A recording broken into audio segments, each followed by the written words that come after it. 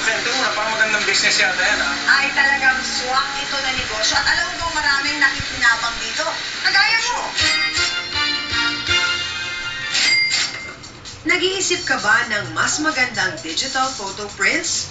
O wala ka nang mahanap na murang printing shop? Pasakit na ba ang sobrang mahal na bayad ng ink? Ilan lamang ito sa mga nakitang problema ni Jerry Ilaw kaya naisip niyang pasukin ang ink refilling business. Itinayo niya ang Ink All You Can na sa business name pa lang ay sinasagot na ang kanyang mga dating katanungan. Nagsimula ako noong 2005. Nag-work pa ako noon sa isang multinational corporation.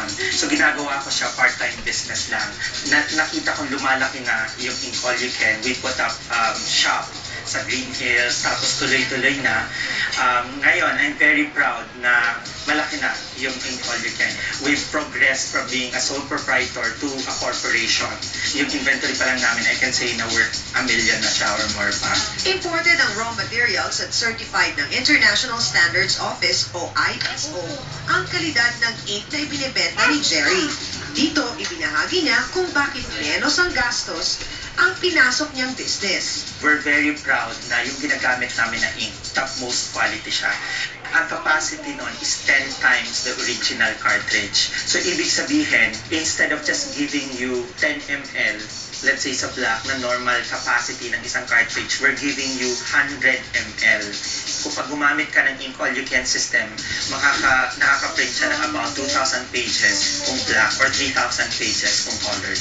Dahil nga sa sobrang mahal yung original cartridges, karamihan sa mga consumers nagsishift na to alternative inks. Ito na yung, dito na pumapasok yung ink refilling, pati yung continuous ink system. So, karamihan sa mga consumers, ito na yung ginagamit. At dahil sa laki ng demand nito sa market, minabuti niyang mag-expand through franchising. Tubong lu daw siya. So, in one refill, malaki yung kikitain mo.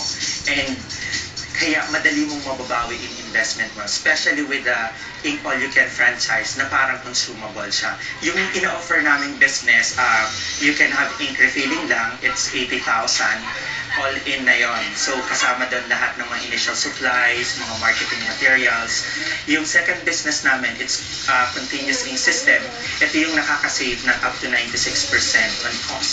So yung 80,000 na investment din, consumable din yon. And aside from that, we're giving away free printer, may free photo papers pa, tapos inks. All in all, para kang nakakuha ng 100,000 worth of supplies. Yung third business namin, it's photo printing, personalized mugs, stickers, and then PVC IDs din.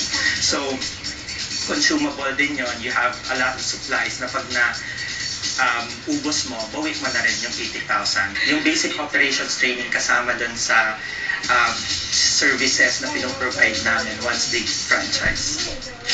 Ever since gusto ko naman talaga mag-start ng ng